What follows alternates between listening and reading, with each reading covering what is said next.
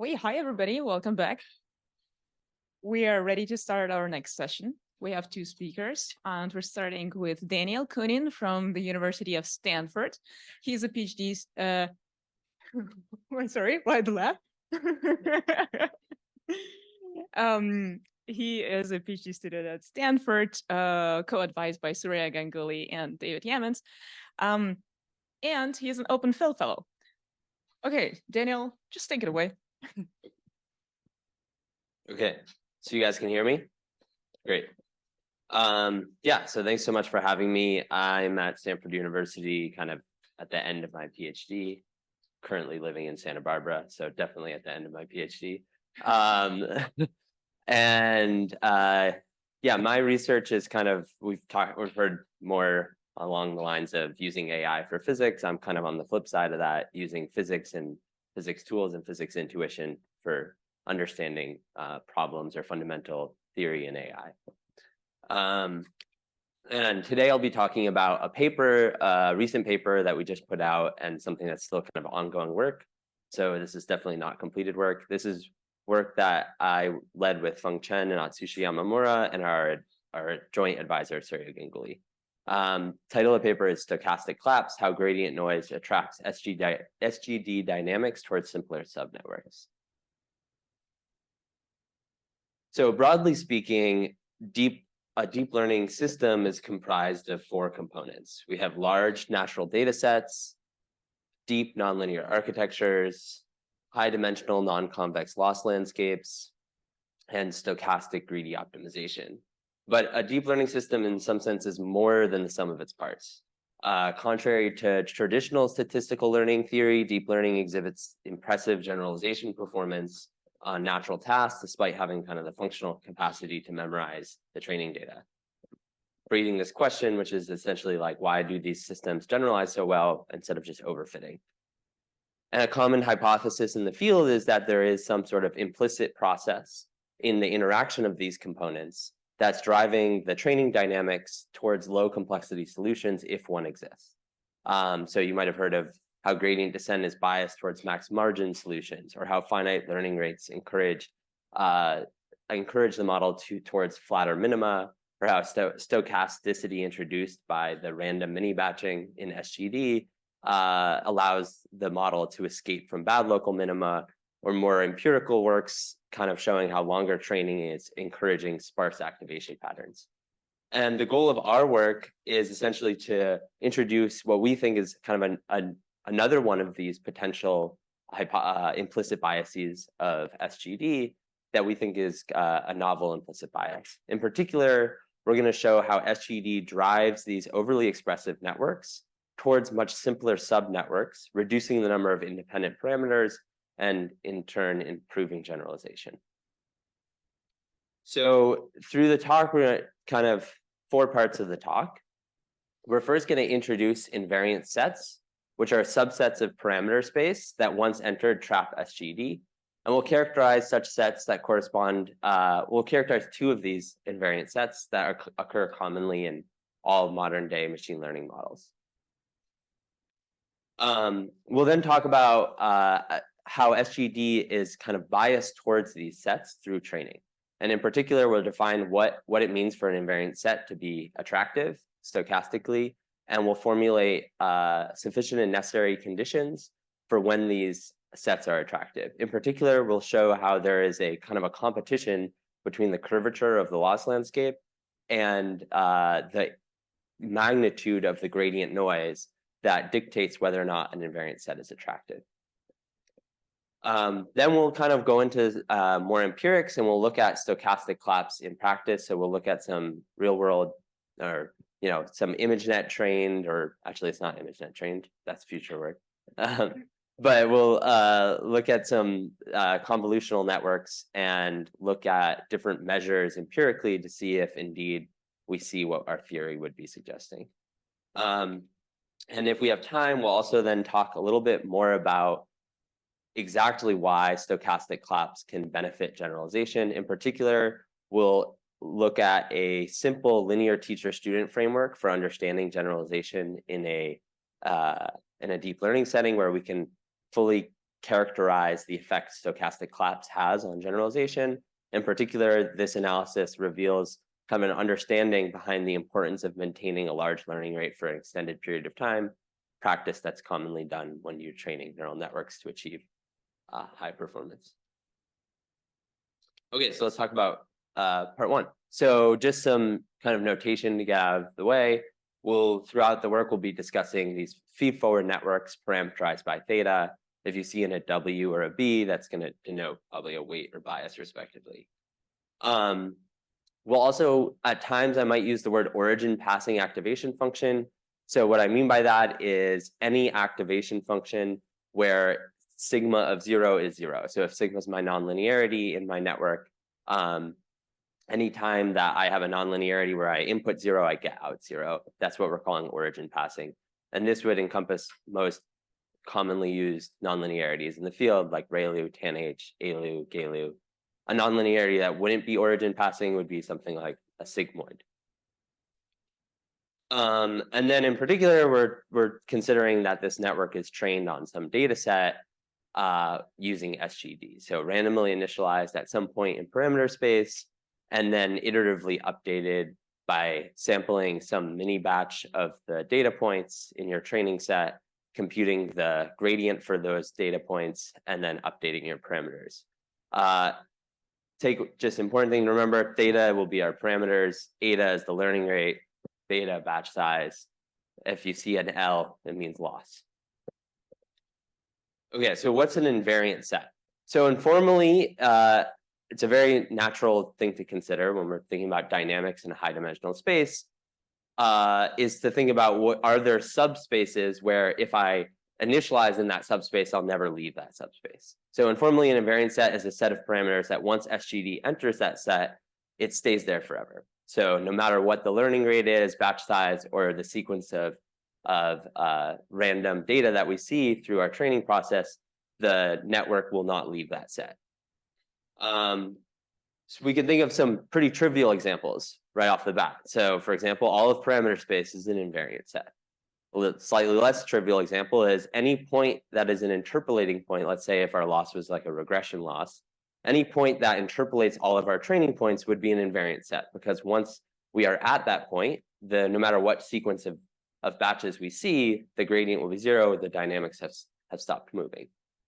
But the structure of this layer-wise and kind of hierarchical structure of neural networks introduces actually many more less trivial invariant sets. In particular, we're going to be focusing on two invariant sets in our work.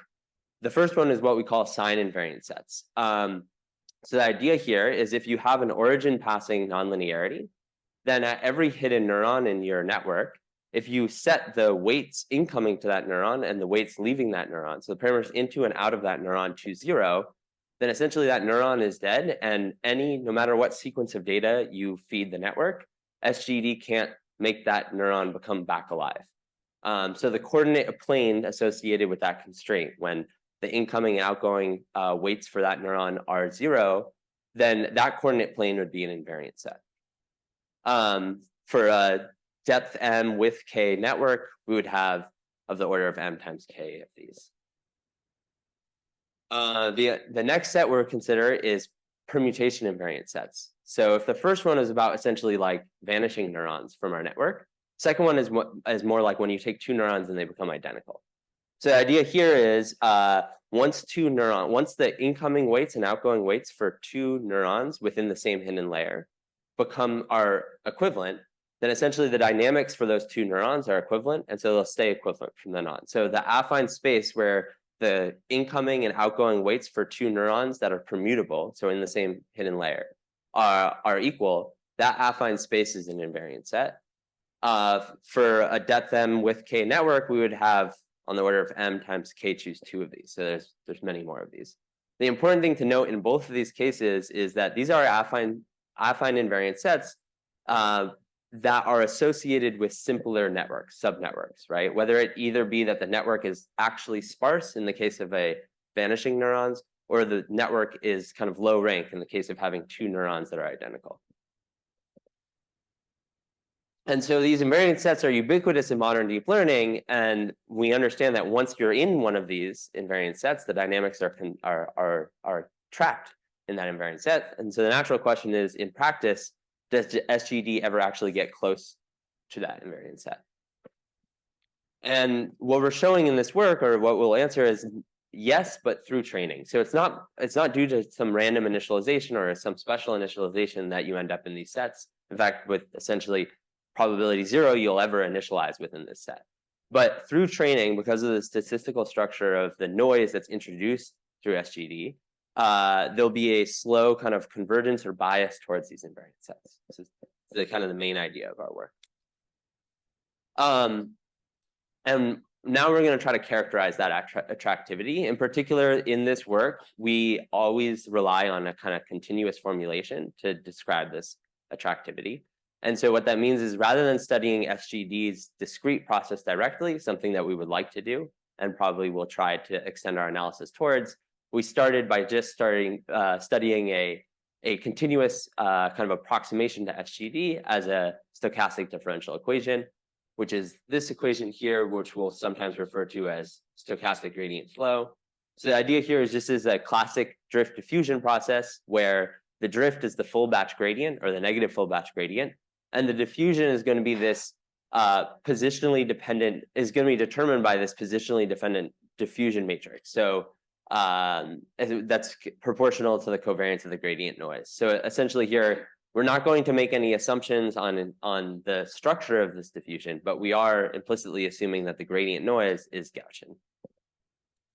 And it's also important to note that this SDE cannot be interpreted as a continuous time limit of SGD, but it matches the process in its first and second moments. And importantly for our work, it preserves all of the affine invariant sets of SGD. So that's good. Otherwise, why would we study that? Okay, so now let's go to kind of start to, so we've talked about what an invariant set is, and now we need to, and we're saying that, actually through training, SGD is attracted towards these invariant sets. So we want to understand, are these invariant sets attractive or not? Okay, so to define attractivity, we adopted a kind of a definition from stochastic control theory. And informally, you can think of it as just saying an invariant set is stochastically attractive if there always exists an initial condition close to the invariant set that guarantees all future iterates remain close with some high probability. So if you give me a rho and epsilon, I can choose a delta such that given any initialization within delta distance of the invariant set, all future iterates of this SDE will remain within that distance with a probability less than rho. So let's think about an example to kind of start to understand this a little bit better. So we're going to think about this classic double well potential loss. And we're going to think about the dynamical process where given on the right, which is essentially the drift is the negative gradient of this loss. And the diffusion is going to be multiplicative noise, meaning the noise is not isotropic, constant variance, but in fact, it depends on how far you are away from the origin.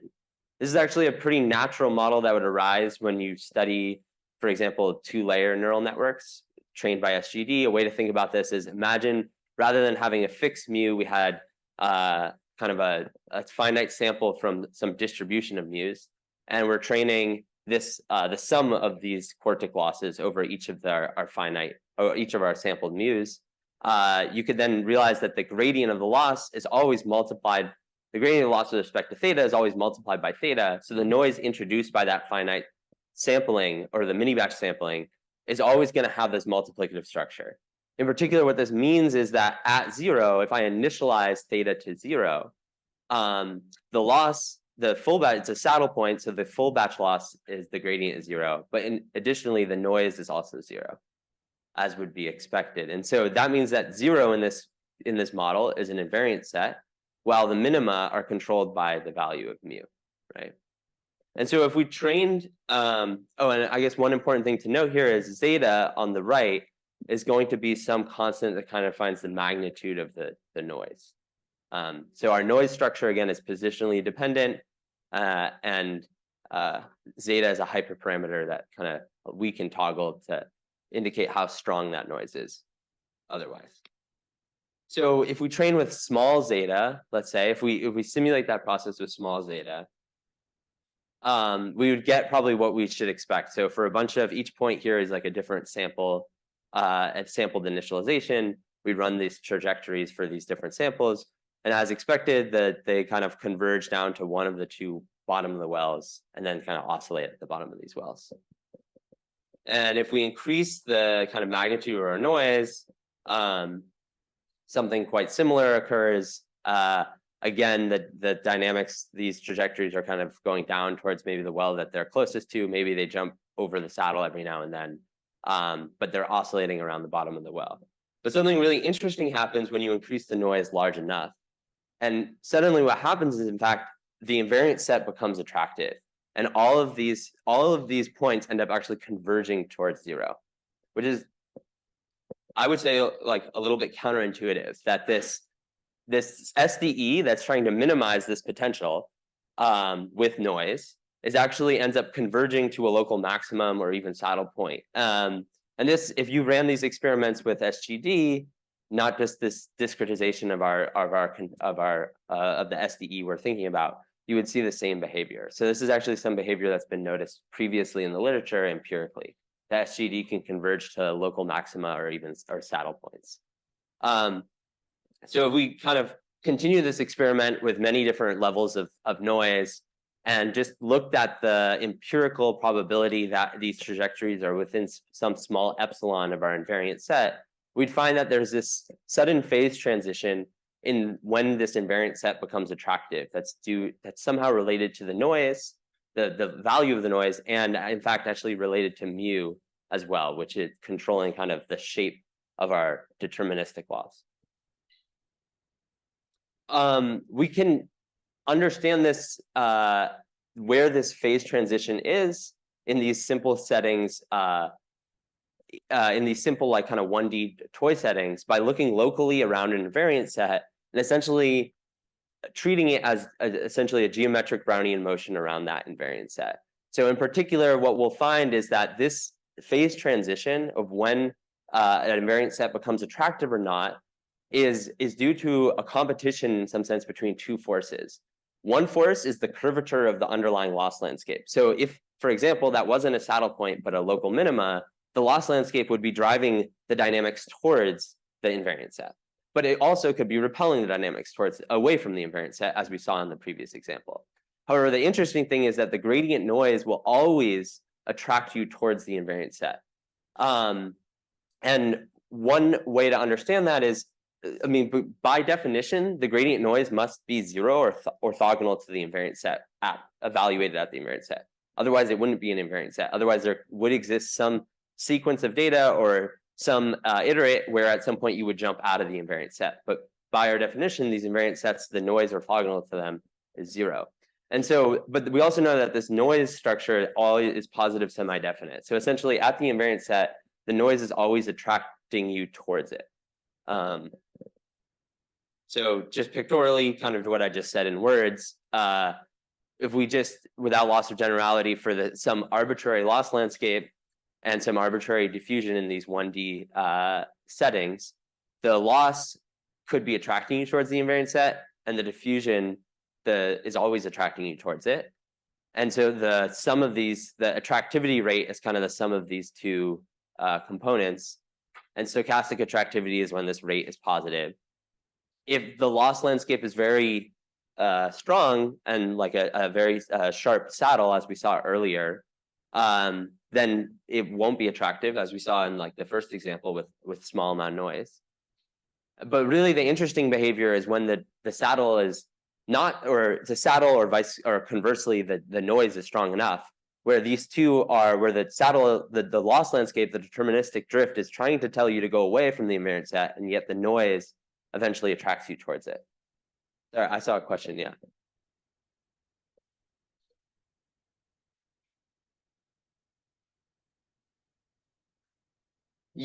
Yeah, in these empirical results. Yeah. Oh yeah, if you want to ask it again. Do you know if it's a first or a second order phase transition? Like, are there is there a subdominant probability distribution even when it's not the leading phase? Oh, some like subdominant probability that you actually that still is attracted to the or rather, like, is it like saddles interchanging dominance, or is it just two saddles combining? Oh, yeah, no, actually there's multiple phase transitions let's take this example, the cortic well, for example. The one thing that's special about this SDE is, in this case, the stationary solution is solvable analytically.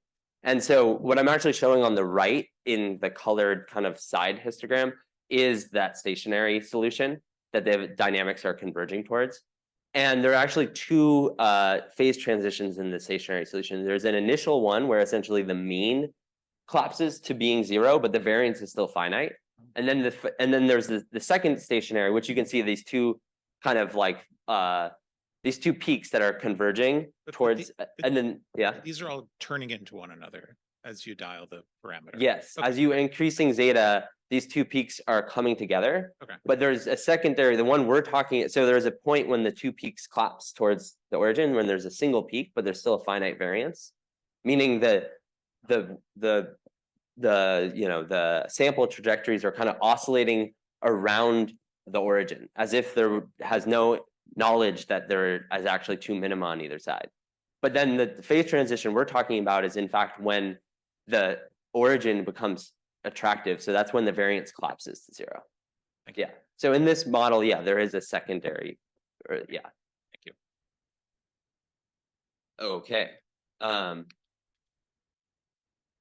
Okay, so great. So we have some, like, we can start to understand when invariant sets are attractive in one-dimensional settings and simple one-dimensional settings. But we would obviously like to understand this theoretically in higher dimensional cases, which is what we have when we're talking about deep learning. But there's something that and so one natural idea would be like, let's just look at, we take a higher dimensional invariant set, let's look at all possible one-dimensional slices through that invariant set, orthogonal to the invariant set. But there becomes an issue with kind of applying this, which is that some of these slices might be attractive and some of them might be repelling. And so the reality is what you'll get is most likely you'll get very complex learning dynamics near the boundary, where in some places the dynamics are attracting towards these invariant sets, moving kind of along the invariant set and then repelling. Kind of, so what you might expect in a high dimensional version of this double well potential, let's say, is that rather the limiting dynamics aren't as simple as just collapsing to an invariant set or not, but you might have limit cycles in the final stationary solution. Nonetheless, like, we can still kind of broadly understand that this competition between the curvature of the loss landscape and the curvature of the diffusion is what really matters in determining whether or not these sets are attractive or not. So we can derive sufficient conditions in these high dimensional settings, but not necessary. Big picture here, though, if we try to zoom out, and I think this is not, this is something that's really interesting about SGD, but this is true in general, which is that if you have positionally dependent noise, it can encourage a stochastic process to be attracted towards its invariant sets. And so even when these invariant sets are associated with higher full-blush training error, or even when there's a deterministic component that's pulling you away. Great. So that is the high-level takeaway in my work. Now, just to give a little, I've been trying to find kind of more natural intuition for this idea. And as I was saying earlier, I just a week ago finished a 3-week-long road trip around the West, and I spent a lot of time driving in that time. And I started to notice something, which is, oh, that's the IAIFI car driving. I started to notice something, which is that often when driving, you see objects on the road, and often those objects are between lanes or on the sides of lanes, and every now and then they're right in front of you, and you just can't do anything but drive over them. But we might want to ask this question, like, why are the objects often or not on the sides of the roads or in between lanes? Like, did they just land? Oh, the animation is not working so great, but did they just land there? Probably not. They fell off the back of a car, flew out of a window. They probably didn't just happen to land right in between the two lanes. So really what they did is they must have moved there from whether it be wind or cars driving by them and it's hitting off a wheel, or some other random act, they ended up moving there. And why there then is the question. And the reason is because these are kind of invariant sets of the dynamics of these objects on the road.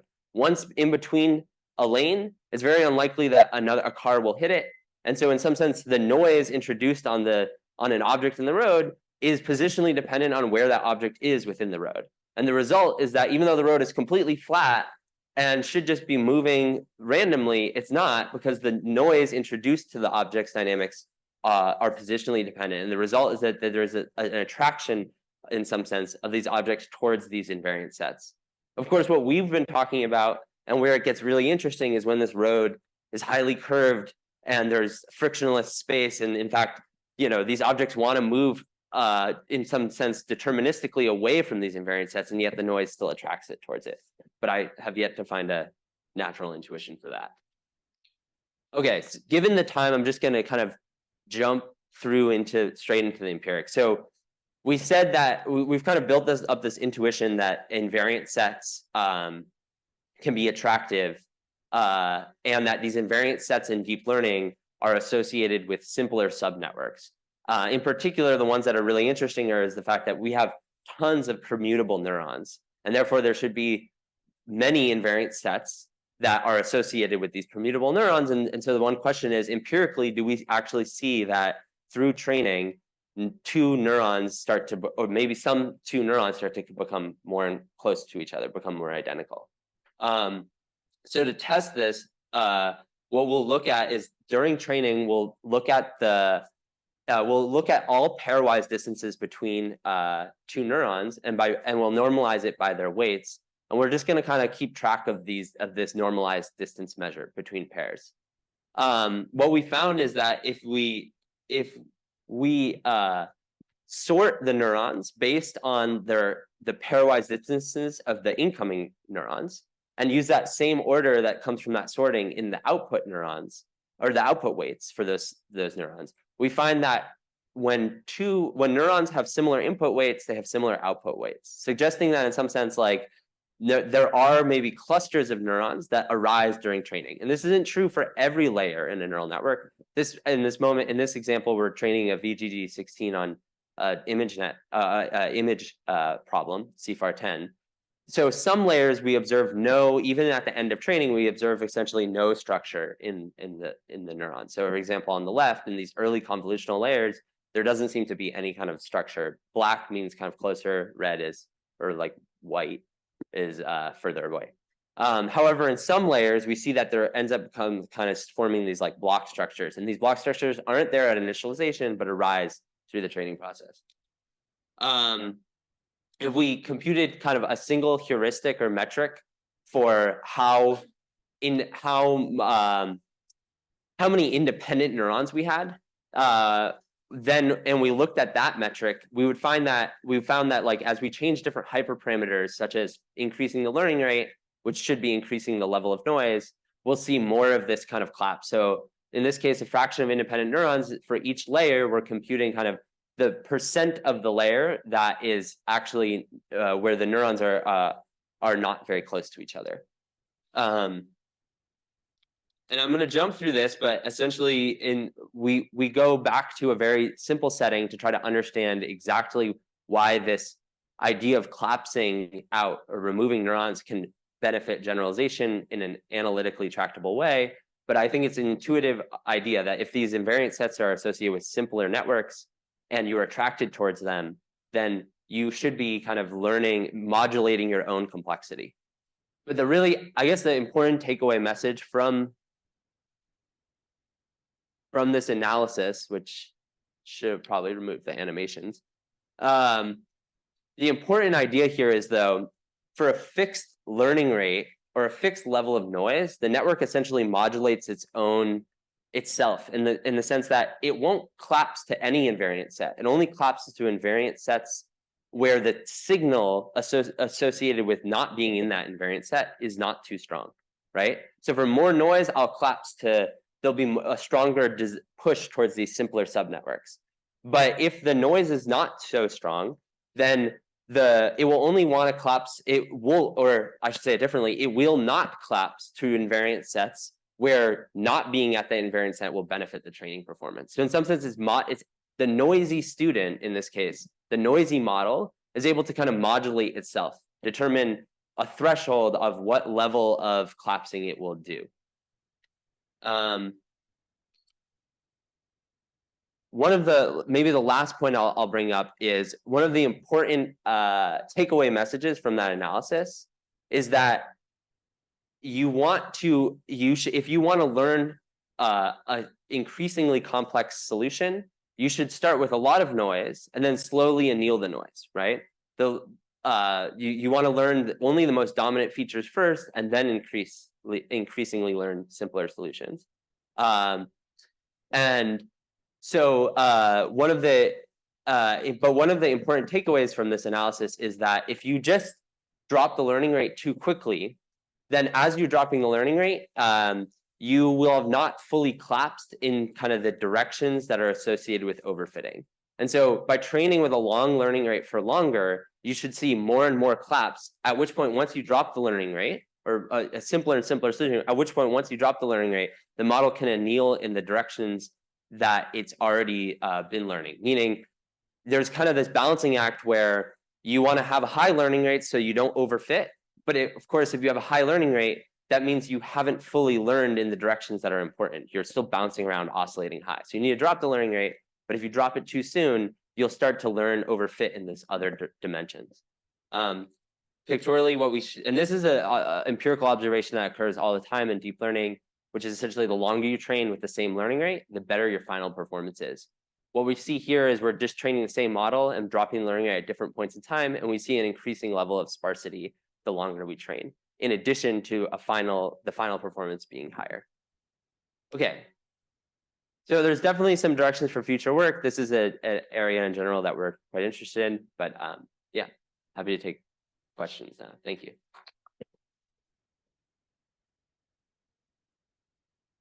Awesome. Thank you so much. We have about 10 minutes for questions, so shoot.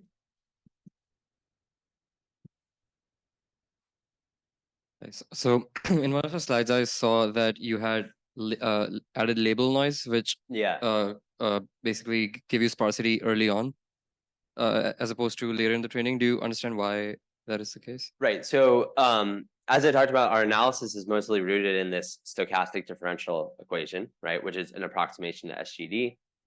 In order to sometimes test our theoretical predictions with our empirical predictions, we would either change the learning rate, or when we wanted to have an actual measurable magnitude for the noise we're introducing, instead we would train gradient descent plus label noise, so now the noise is not being introduced by the mini batch, but being introduced by the amount of label noise we're adding. But it has the same the noise structure is the same as the mini batch noise. Its magnitude, though, is now controllable. So definitely one of the directions we want to further understand is empirically testing whether or not you are in an invariant set, or and I should actually amend this. It should also be having a better understanding of all of the individual hyperparameters' effect on the level of attraction is something that is important. So the learning rate, we have a very clear, the higher the learning rate, the more noise.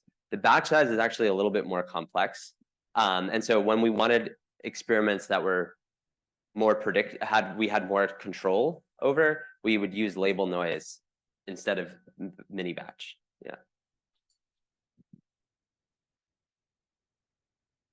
So SGD is slightly different to Adam or things optimizers with momentum, etc., especially because they have second order kind of story in. Can you comment a little bit, because that obviously that collapse story is not necessarily there? So the collapse story would still for sure be there, right? No. These second order methods, or they're not second order, but these kind of variants of SGD, at the end of the day, they still have the important feature that the noise that they introduce is positionally dependent. So this idea of the fact that positionally dependent noise will attract you towards the regions where the noise vanishes orthogonal to that region, that's almost independent of that. That's true of any kind of stochastic process. And when it comes to how, let's take momentum, for example, or SGD with momentum, you can formulate like the additional momentum term in some sense results in an SDE that is has like higher order effects embedded in it. So if we think gradient descent to gradient flow, if you think gradient descent with momentum, you end up getting kind of like a second order ODE rather than a first order ODE. But the end result here it shouldn't change that result. It should just change kind of the influence of those hyperparameters a little bit more. In particular, I actually think with momentum, you would see faster collapse or faster convergence to these invariant sets. Naively, I would have thought it's parameter dependent, how large we make these effects. Sorry, I didn't hear that. Naively, I would have thought it's parameter dependent and how large I tune that effect of momentum. So I would not necessarily agree with that statement. So I would have thought that I would need to do empirically. I would have to check that it's actually happening, and that is happening in the interesting regions of parameter space, etc. Okay, well, empirically, actually, with all these experiments we're showing, they are using momentum. So yeah. I actually maybe not all of them, but definitely some of them. We're definitely using momentum in those. Momentum doesn't change fundamentally the trajectory of SGD. It really changes the rate at which you go down these, the rate of the process. It doesn't fundamentally change the actual structure of the process, at least momentum. Atom is different, right? Atom's is different. But at the end of the day, these are just different variants of essentially SGD. Well, okay, we can discuss offline. Yeah, but yeah, I let's think discuss after. I disagree. Most of the examples of invariant sets that you gave seem maybe like computationally wasteful, where either like a unit turned off, so the matrix computations going into and out of that unit were wasted. Yeah. Or multiple units became identical. Yeah. Do you think we could recover that computation, or are there ways to get the generalization benefits without wasting computation? Yeah. So I think like any good theory should then result in algorithmic improvements, right? If we believe that some of the benefits that these over-parameterized neural networks are part of the reason they're not overfitting is due to the fact that we've given them like immense flexibility, but we've trained them in such a way that if there is a simpler solution, they can kind of effectively learn that simpler solution first before they learn overfit to the training data. So I do think that a really interesting, and we believe that mechanism is caused by this stochastic collapse. Then it would be very interesting. Can we then take, like, for example, a train network and recover a much simpler subnetwork within that train network that is essentially doing the same, has the same function as the train, as the wider network. That's actually definitely something, that's probably the area that I'm most interested in is basically, can we think about pruning algorithms by somehow using the noise, maybe simulating the limiting dynamics at the end of training, and using the noise as a way of kind of encouraging further collapsing, such that we can then prune away dead neurons or take identical neurons that are nearly the same and remove one of them. Yeah. I was wrong. We actually have time for one more quick question. So Where's the mic already? yeah, over back here. Okay, you were first. Sorry, go ahead. There might be some in the story of this I'm not fully understanding with like the adaptive, with the high learning rate, but it seems to me that some of this relies upon essentially like, you know, when you get closer to these points that are invariant sets, that it like your updates become smaller, it becomes hard to escape that set. Yeah. But that's sort of contrary to like if you use second order methods, or like for zeroth order methods like evolutionary strategies, and they do ranking things to try to avoid this problem that you might change behavior depending on scalar multiples and stuff. Yeah. That seems to counteract that idea that now the update would not, the update step would not change irrespective of how close you get to this invariant set. So does this analysis fall apart when you use second order method or zero order methods? So if you were using like, for example, well, let's take like a Newton method. Newton method actually also will collapse the saddle points, right? When you get too close to a saddle point, it will actually converge to these saddle points rather than, you know, go to the local minima nearby it.